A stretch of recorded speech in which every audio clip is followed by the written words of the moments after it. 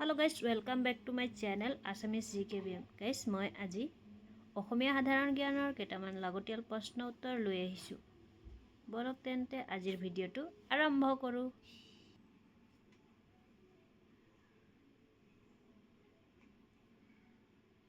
আজিৰ প্ৰথম প্ৰশ্নটো হ'ল অসমৰ প্ৰথম মুখ্যমন্ত্ৰী কোন আছিল?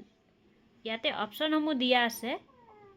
Option A Tarun Gogoi, option B Bishnuram Medhi, option C Gopinath Bordoloi, option D Sarat Chandra Singh. বলক তেন্তে ইয়াৰে শুদ্ধ উত্তৰটো চাওঁ।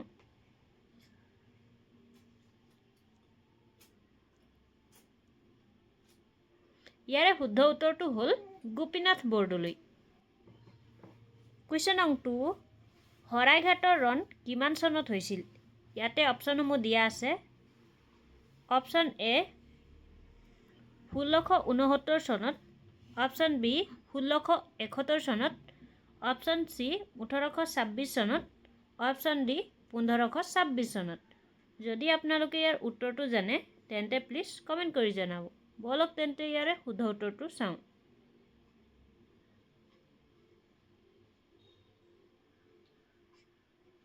ইয়াৰে শুদ্ধ উত্তৰটো হ'ল 1671 চনত। কুৱেশ্যন নং 3, অসম আৰক্ষীৰ মুখ্য কাৰ্যালয় হেডকোৱাৰ্টাৰ ক'ত অৱস্থিত? ইয়াতে অপচনসমূহ দিয়া আছে। Option A Dispur Guwahati, option B Ulubari Guwahati, option C Jorhat, option D Dibrugarh. যদি আপোনালোকে ইয়াৰ উত্তৰটো জানে তেন্তে প্লিজ কমেণ্ট কৰি জনাব। বলক তেন্তে ইয়াৰে শুদ্ধ উত্তৰটো চাওঁ।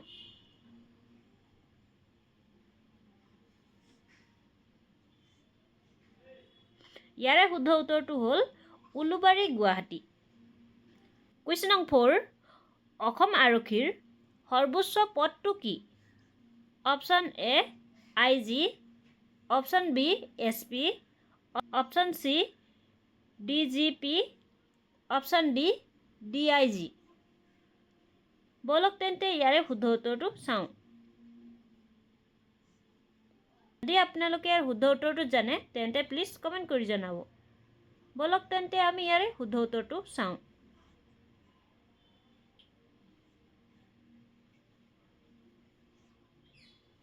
ইয়াৰে শুদ্ধ উত্তৰটো হ'ল DGP। কুৱেশ্যন নং 5, মাটিকালিৰ দিশৰ পৰা অসমৰ আটাইতকৈ ডাঙৰ জিলাখনৰ নাম কি? ইয়াতে অপচনসমূহ দিয়া আছে। এ বৰপেটা, বি মাজুলী, চি হৈছে শোণিতপুৰ আৰু ডি হৈছে কাৰ্বি আংলং। যদি আপোনালোকে ইয়াৰ উত্তৰটো জানে তেন্তে প্লিজ কমেণ্ট কৰি জনাব। বলক তেন্তে আমি ইয়াৰে শুদ্ধ উত্তৰটো চাওঁ।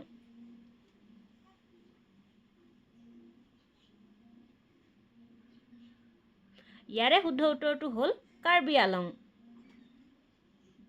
কুৱেশ্যন নং 6, FIR সম্পূৰ্ণ অৰ্থ কি? ইয়াতে অপচনসমূহ দিয়া আছে। Option A investigation report, option B first information report, option C first information report, option D final information record. যদি আপোনালোকে ইয়াৰ উত্তৰটো জানে তেন্তে প্লিজ কমেণ্ট কৰি জনাব। বলক তেন্তে ইয়াৰে শুদ্ধ উত্তৰটো চাওঁ।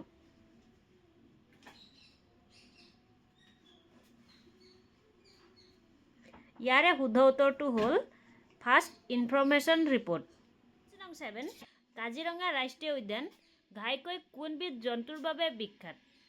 অপচন এ বাঘ, অপচন বি হাতী, অপচন চি এশিঙীয়া গড়, অপচন ডি সোণালী বান্দৰ। যদি আপোনালোকে ইয়াৰ শুদ্ধ উত্তৰটো জানে তেন্তে প্লিজ কমেণ্ট কৰি জনাব। বলক তেন্তে আমি ইয়াৰে শুদ্ধ উত্তৰটো চাওঁ।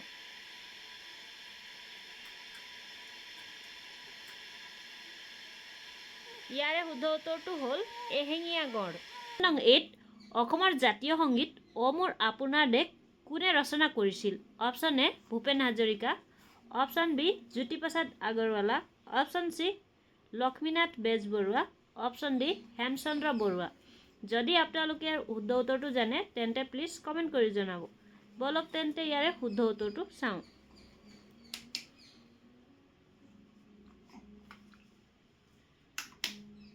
ইয়াৰে শুদ্ধ উত্তৰটো হ'ল লক্ষ্মীনাথ বেজবৰুৱা। কুৱেশ্যন নং 9 অসম আৰক্ষী দিৱস আছাম পুলিচ ডে কোন তাৰিখে পালন কৰা হয়?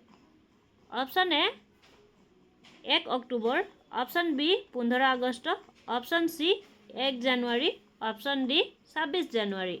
যদি আপোনালোকে ইয়াৰ শুদ্ধ উত্তৰটো জানে তেন্তে প্লিজ কমেণ্ট কৰি জনাব।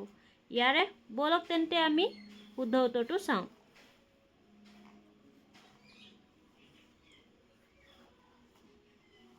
ইয়াৰে শুদ্ধ উত্তৰটো হ'ল 1 অক্টোবৰ। ভাৰতীয় সংবিধানৰ কোনটো অনুচ্ছেদে আইনৰ আগত সকলো সমান বুজায়? অপশ্যন এ অনুচ্ছেদ 12, অপশ্যন বি অনুচ্ছেদ 14, অপশ্যন চি অনুচ্ছেদ 19, অপশ্যন ডি অনুচ্ছেদ 21। যদি আপোনালোকে ইয়াৰ শুদ্ধ উত্তৰটো জানে তেন্তে প্লিজ কমেণ্ট কৰি জনাব। বলক তেন্তে আমি ইয়াৰ শুদ্ধ উত্তৰটো চাওঁ। ইয়াৰে শুদ্ধ উত্তৰটো হ'ল অনুচ্ছেদ 14, আৰ্টিকল 14। আজিৰ ভিডিঅ'টো ইমানেই। আকৌ উভতি আহিম আপোনালোকৰ মাজলৈ অন্য এটা জিকে ধুনীয়া ভিডিঅ' লৈ। ধন্যবাদ।